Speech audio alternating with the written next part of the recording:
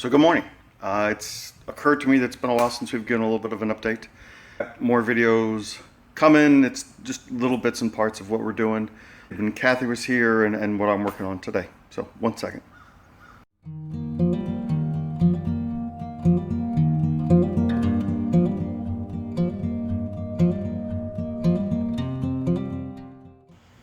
All right, so all the holes we have filled in with a penny and an automotive adhesive. Give me a moment and I'll give you that name. So far it's working really good. It's drying, it's real, makes a really strong bond, but I have some, I made a little blob off to the side, and it's still retaining its flexibility and a little bit of its gripping power. As you can see, the lid for the diesel tank and access to the fuel and the line and everything, I've taken that off. I'm hitting that a second time because it's still a little dirty. I still see a little rust there. I want to do a little more in that. But everything else we've got, and we used pennies for the most of it. Some of it we made a patch. That's 16 gauge stainless steel. It's the same steel that we used on the roof last week or the week before. So you can see in a couple spots we have where the holes were larger than a penny, we used that metal patch. And where the bolt holes were in the floor that were holding up the AC units, I used nickels, and then that one actually used a quarter. That's an expensive patch. That's what we're doing today. We're finishing this up. Like I said, we're going to do that. I've got the top already rusted out, ground down. I got primer on both sides. So I'm coming back, I'm going to work on that.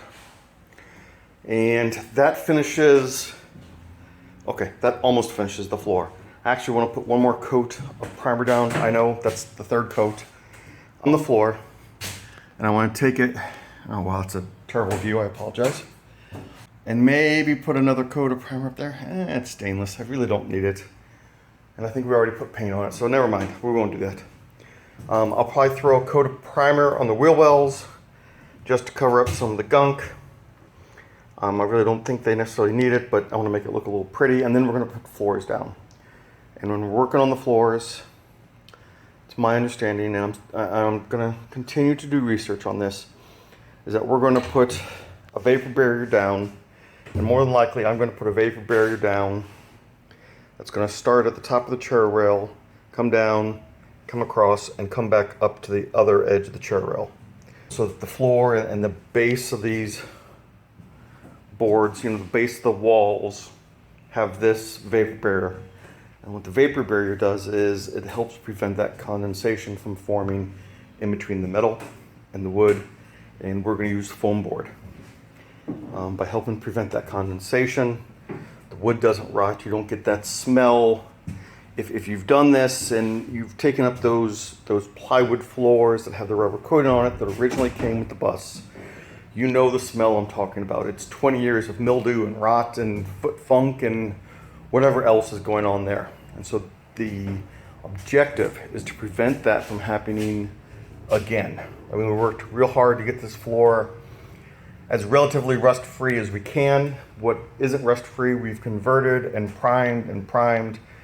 So it's going to last a good, at least 20 more years, probably 30 to 40 more years before it needs this work done a second time. And I probably won't even be alive by then, so someone else can deal with that. So that's what we're doing. I will keep you up to date once I get everything patched in. Yeah, and that's what I'm doing today. I might, if I'm still feeling froggy, there is one other project that I'd like to get done at home, and that's those two bolts and those two bolts sticking in the ceiling. Here's another piece of metal that runs above the ceiling here that kind of supports that weight. It distributes the weight in between the two ribs. So, and that's sealed down with a bunch of goop and gunk. I don't see any other screws or bolts though that are coming into the bus other than the four that held up that back AC unit. So I'm hoping that's all the holes we have there. And then we'll get up there, you know, I might take some pictures, do a short video. I don't like being on the roof super much. And we'll see.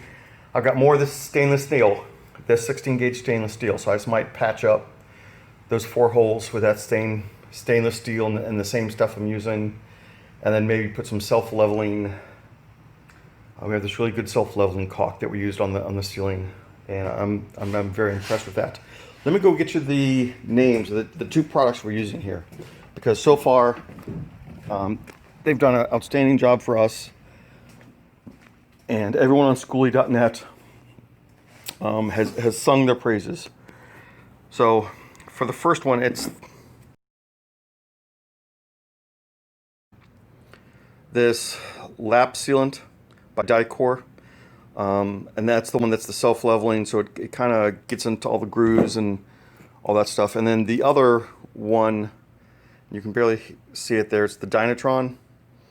It's a adhesive, you know, a car adhesive, and that's the one that we're using to actually glue, that we glued all the pennies and the coins down. So those are the 2 things that we're using most in this phase of the project.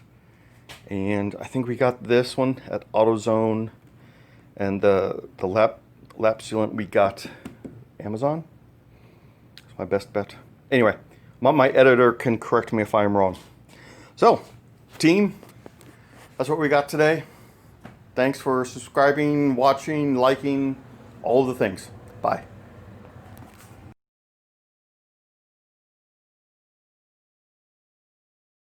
So we're going to talk about filling in the emergency hatches. We put a square of 16 gauge steel on the roof.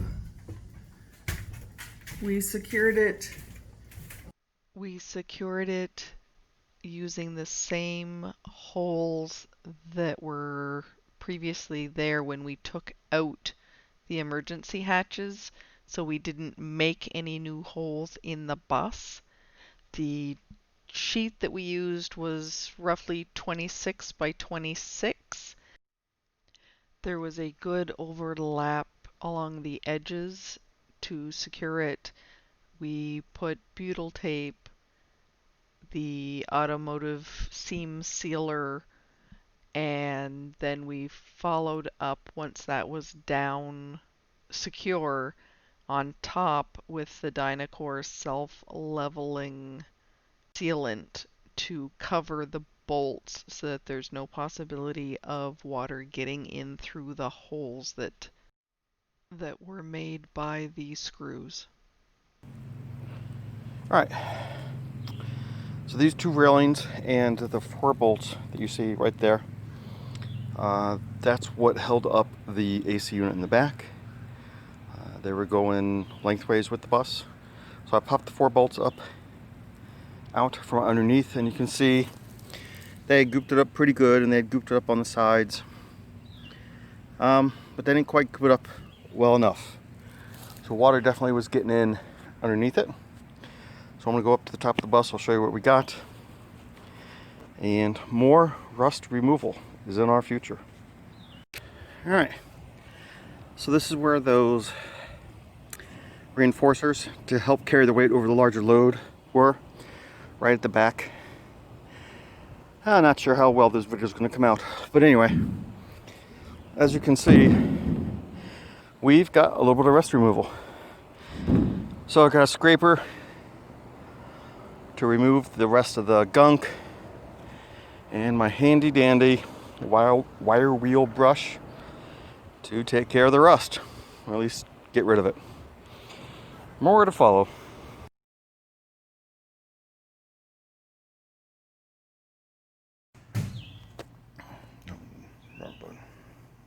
All right. So, good morning.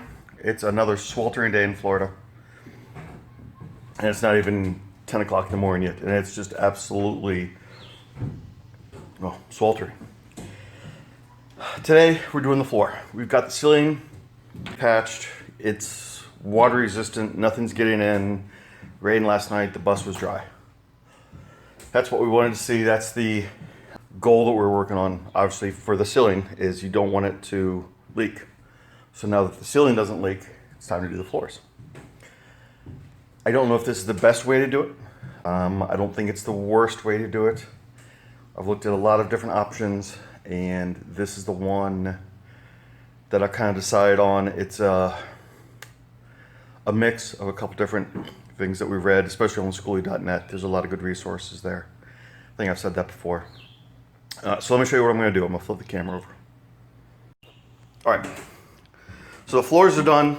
Everything's pennied, screwed down, all that. I have 1x2s, and yeah, the light's kind of killing the thing there. So what I've got is I'm going to lay the 1x2s down, and I'm going to just follow, you know, the edge of the bus, and I'm going to pull these 1x2s down. For the main bus, the main line, what we're going to do is we're going to run those 1x2s from wheel well to wheel well, and then we're going to have them on the outside also. In between all of that, we're going to have foam, that foam. And then we're going to glue down, and we're going to glue everything down. So we're going to glue the 1x2s down, we're going to make them nice and tight, we're going to glue the foam down, I'm going to put the silver side up. And then in between those pieces of foam, I'm going to use aluminum tape. And between the silver side and the aluminum tape, that should form a fairly decent vapor barrier.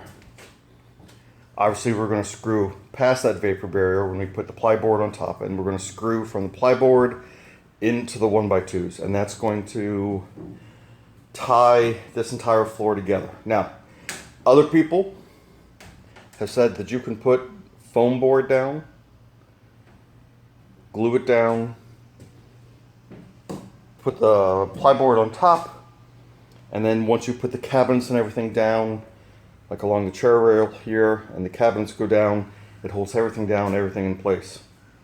I want a little more support than that, which is why we're going with the 1x2s, which is the same thickness, maybe even a touch thinner than the foam board, so that when we put the plyboard down, it might compress this just a 1/16 of an inch, if that. And then everything's going to be nice and tight and tied together, and that's what we're doing. So we're going to get on that today. I'll give you updates and pictures as we go along. Okay, so there's the back door, as you can see. I know the lighting's not fantastic. What we've done is made a 4 foot by 4 foot kind of grid here. It's a little less. It's 4 feet center to center between that rib, and then that's only like 3 feet. But that's the largest run I want to have, is that 4 foot center to center on those 1x2s, because that's where the plyboard's going to sit. And even this one here is a little bit shorter because I want the plywood to go all the way to the back edge of that. And as you can see, I'm using some weights. That's just holding the insulation down. I've got the foil side up. Yep, there's the hole for the diesel. The diesel tank, the sensor and everything is right there, so you want to keep that open. So we're going to have like a little hatch there. But I've done the framework with 1x2s using Loctite to glue them down, and I've used quite a bit of Loctite. And as you can see, none of the holes are bigger than 4x4. We're going to put that insulation in there. The insulation actually sits up a little bit higher than the 1x2s. So when we put the boards down, it's going to compress that insulation slightly. Also, I'm not screwing the 1x2s into the bus. We are just using the Loctite.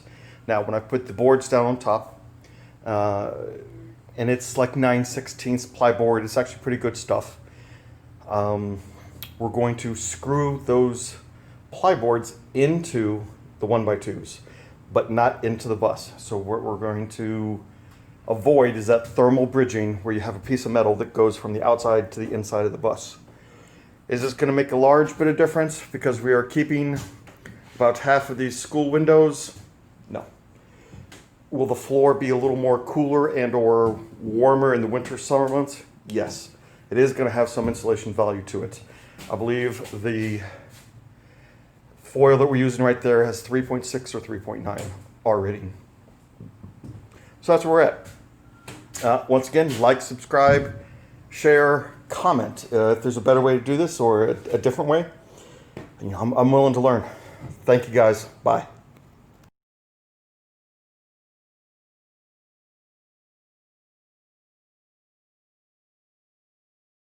So we just put down another piece of plywood that's been cut. Then we're going to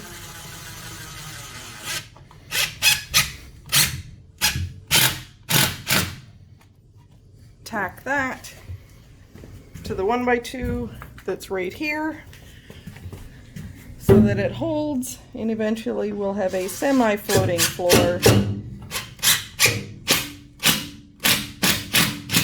that is all one piece.